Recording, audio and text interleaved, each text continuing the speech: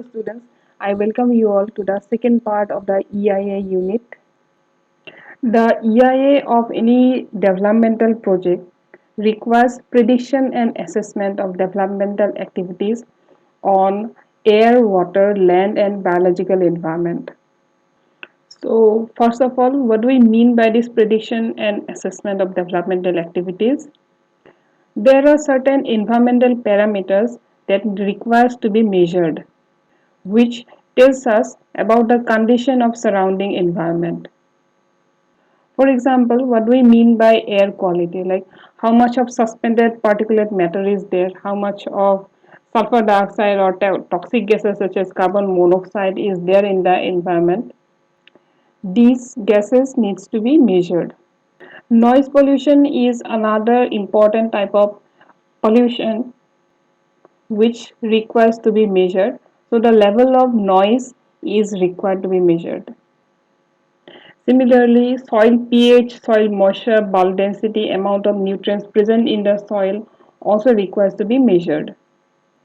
Because all these parameters could be affected because of the developmental project. And any harmful effect to the environment requires to be restricted. Biology of the area also requires to be measured. For example, how much of forest area is there, how much of forest cover is there, and the effect of the development project on the forest cover and forest area needs to be measured. Again, the socio-economic condition of the people is also a part of the environment. Due to developmental projects, this could be affected. So, a study of the demographic structure is also done. Standard of living of the people who are staying in the area where the developmental project would be constructed, how the project is going to impact those people's life also requires to be known. Then the waste generated, for example solid, liquid or gaseous waste, requires to be measured. Air environment, there's an impact zone for air environment which is about 7 to 10 kilometer in periphery. So this is the area where actually the quality of the air is measured, like wind speed, wind direction, humidity, temperature, all these things are measured.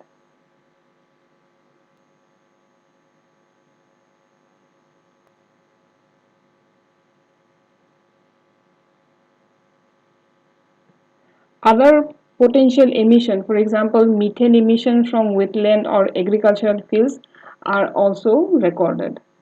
Delineation of mitigation measures at the source are made. This means that source of the emission is the factory or the industry from where the air pollution is taking place. So measures are and receptors are put at the source, and by this the air pollution is controlled at the source. Water environment could mean surrounding ponds, lakes, rivers, and in certain cases even oceans and seas. So a study of the existing groundwater and surface water resources are also made, and impacts on surrounding hand pump where decrease of water could be due to the developmental project, and water used in the project are predicted.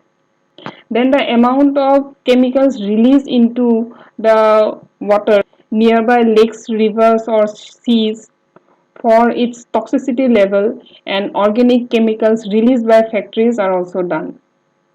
In many cases, wastewater treatment system is also made up. Now, since the developmental project would go for 2 to 3 years, hence appropriate model for effluent discharge on nearby rivers and ponds is made, and a probable feasibility of recycling of the wastewater is also made.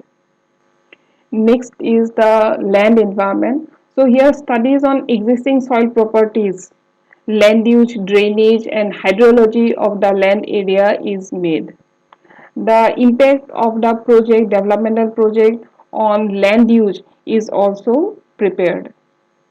For example, if agricultural land is there or forest area is there, So how the project is going to impact on those land uses is also predicted.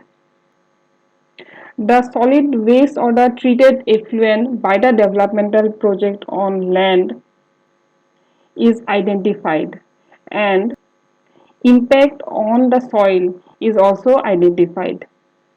For example, if chemicals are dumped into the soil, how that would affect the soil organisms or trees and plants, those are also predicted. Ways and options for solid waste management are also predicted. And minimum amount of solid waste for disposable on the land is done. Next is a noise environment. So for noise environment also, a impact zone is there where the presence of the noise is felt. The disturbance of noise pollution in future is predicted, and the source of these noise disturbances are identified. For example, if it is a industry or factory, noise could be because of the machineries, or it could be because of the traffic, vehicles plying on the road, or it could be because of the workers who work in those projects. So all the sources of noise pollution are identified, and recommendation for mitigation measures of noise pollutions are also prepared. Biological environment means the plants and trees and microorganisms, and they are divided into terrestrial and aquatic environment. So here also impact zone is there where assessment of potential damage to terrestrial and aquatic system is done. Damage to trees, animals and microbes on land are assessed, and the damage to aquatic life is also assessed. Biological stress means the physiological or biochemical change in living organisms because of the damage caused by developmental project is also predicted. Delineation of mitigation measures means the ways of mitigation measures so that it could be prevented and damage could be reduced to the living world. All these are made or predicted. The next topic is management of industrial pollution in Northeast area, EIA of dams and reservoir in Northeast area. So this topic I have already given you all notes.